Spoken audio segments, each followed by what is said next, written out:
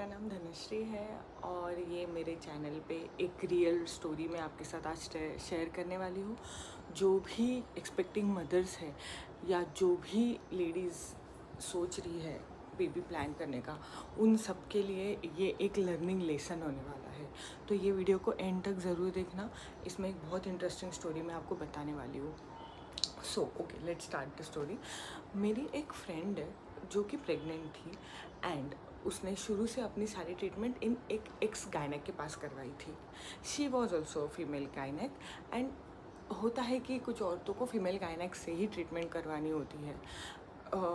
मेरे जो गायनेक थे ही वॉज अ मेल गायनेक, तो मुझे कुछ ऐसा इशू नहीं था मेल गायनेक से, इसलिए I chose to do it from a male gynaec.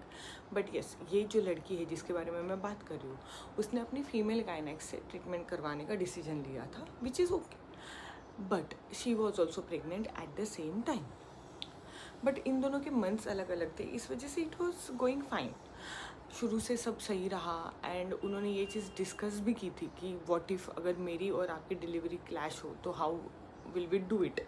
तब उसको डॉक्टर ने कंफर्म किया था कि ऐसे कुछ नहीं होगा एंड अगर इन केस ऐसा हुआ ही तो we will make some arrangements accordingly. Cut to 9 months pass down and मेरी फ्रेंड की डिलीवरी का टाइम आ जाता है एंड उसको पेन स्टार्ट हो जाता है। तो उसको सिम्टम्स दिखने लग जाते हैं, उसका वाटर ब्रोक हो जाता है and she had to rush to the hospital. उसने ये चीज़ गलत कर दी कि उसने डॉक्टर को इन्फॉर्म नहीं किया and she directly went to the clinic expecting that she must be there. वहाँ जाने के बाद उसको पता चलता है कि डॉक्टर तो एक हफ्ते से आ ही नहीं रहे हैं एंड वहाँ से उसने डॉक्टर को कॉल किया कि doctor I am in the hospital and मुझे ऐसे ऐसे हो रहा है करके। नर्सेस ने सारा कुछ चेक कर लिया एंड दे सेड कि उसका डायलिशन स्टार्ट हो चुका है, विच मीन्स बेबी अपना जो बाहर आने का प्रोसेस है वो स्टार्ट कर चुका है। डॉक्टर ने उसको सामने से कहा कि I am sorry, I can not come, क्योंकि मुझे भी सिम्टम्स स्टार्ट हो चुके हैं। इवन दो हमारे मंथ्स पोल्स अपार्ट थे, बट मुझे अर्ली सिम्टम्स होने की वजह से पेन स्टार्ट हो चुका है। तो डॉक्टर इज सेइंग कि वो नहीं आ सकती। एंड इन दैट मोमेंट मेरी फ्रेंड शी जस्ट ब्रोक। वो मतलब उसको समझ नहीं आ रहा है क्या करे, उसके हस्बैंड उसकी फैमिली इज़ गोइंग हेवेयर कि करे क्या अभी। डॉक्टर ने उसको सजेस्ट भी नहीं किया कि आपको क्या करना चाहिए क्या नहीं करना चाहिए, because she herself is was not in the state.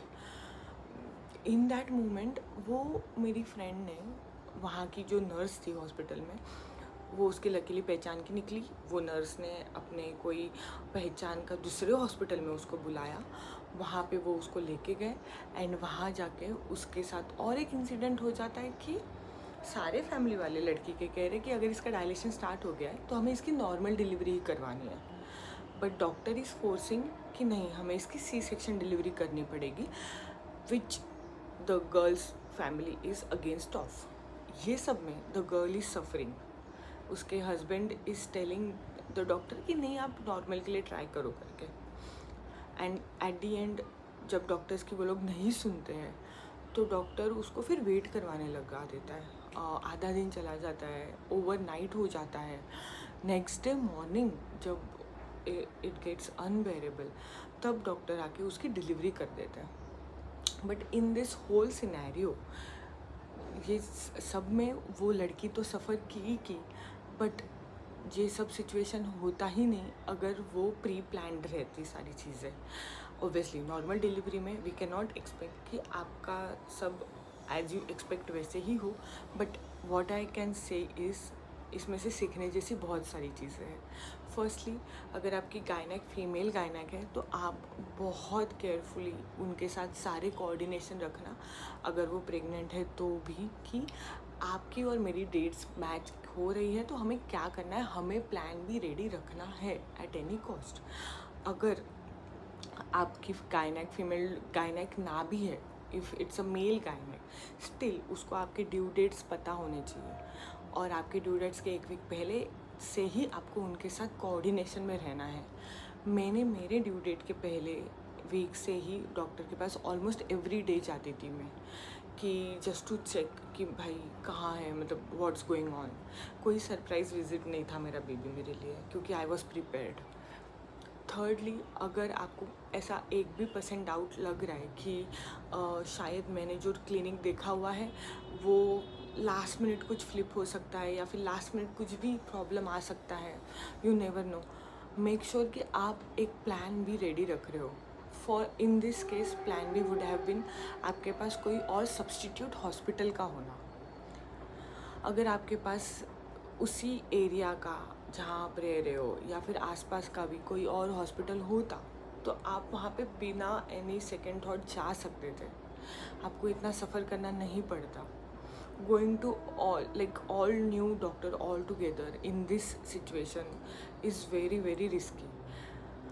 मैं ये नहीं कह रही कि आप एट ए टाइम 2 डॉक्टर को कंसल्ट कीजिए, नो, बट आप एक सेकेंड थॉट लेने के लिए डॉक्टर के पास जा सकते हो। हम एज अ प्रेग्नेंट वुमन ये कर सकते हैं कि आप सेकेंड डॉक्टर के पास जाओ, उनको बताओ आपकी केस ये है and we are thinking of doing a delivery in your hospital.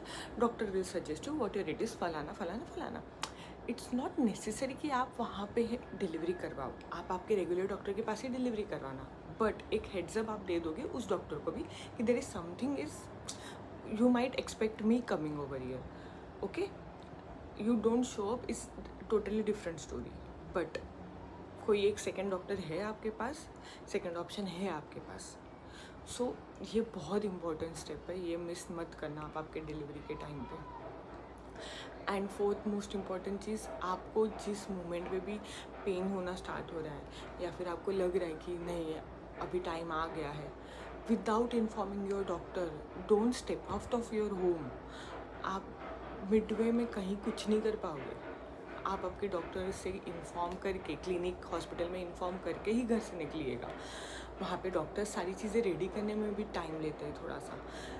By the time you reach the hospital, everything will be in place and there won't be any surprises for you. इस ऐसे surprises को face करने से better है कि आप prepared रहो। So yeah, so that is what I want you to tell you all guys, कि आपको हमेशा रेडी रहना है, ना कि सरप्राइज के लिए वेट करना है।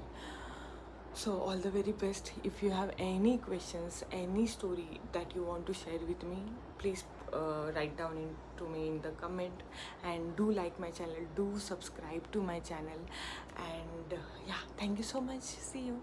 Bye.